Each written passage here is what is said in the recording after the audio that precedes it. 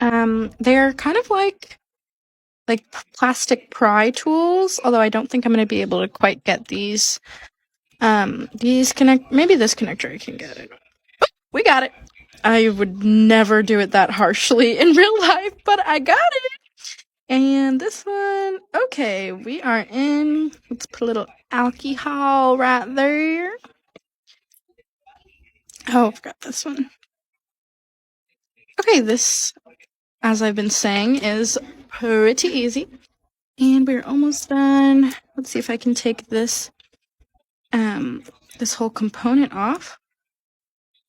This one might be a little bit more difficult. I would normally go in with some heat and some alcohol, but I'm honestly just about to rip it off because I know that this has already been fixed before. It's going to be a little easier.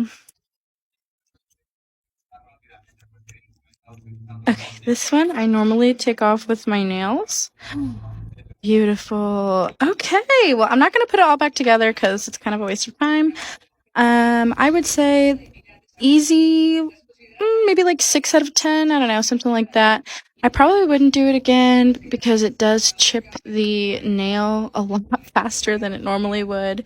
I would say that the strength of the nails is actually a plus. Maybe if I had it just a little bit shorter, that would be fine because the length limits my fingertips, and I really like using my fingertips.